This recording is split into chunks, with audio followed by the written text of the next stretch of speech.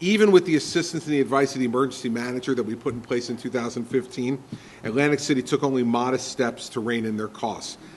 They face a $100 million budget shortfall this year, $100 million budget deficit this year. That's not including the debt. It's just their current deficit. And hundreds of millions of more in the coming years if there's no action taken. The city's also lost all of its credibility with investors and creditors to negotiate a solution. And the only plan that's been proposed by the mayor and the council thus far is to buy time, to essentially change from a 14-day pay period to a 28-day pay period. You don't save any money that way.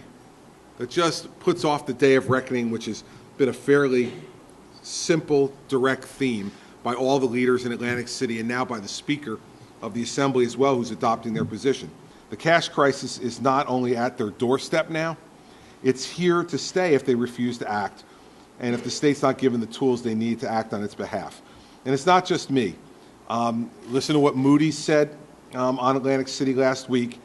If neither bill passes, Atlantic City will run out of cash in the next few weeks, leading to a potential default, distressed exchange, or a bankruptcy filing. The state could take stopgap measures to help Atlantic City, such as providing a loan or allowing the deferment of pension contributions, but this would not solve the underlying causes of the crisis. It's from Moody's.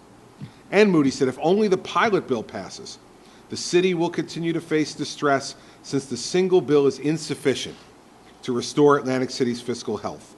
While the pilot bill produces additional revenues and avoids incurring additional casino tax liabilities, it is not enough to avoid crippling deficits of $30 to $40 million a year over the next 5 years. So let's stop there for a second.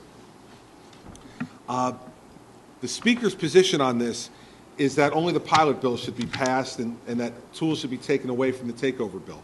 If just the pilot bill is passed, it will carry them through 2016. But immediately when we get to 2017, we'll be running $30 to $40 million annual budget deficits. Completely unsustainable, and they'll just be broke in 2017 rather than in 2016.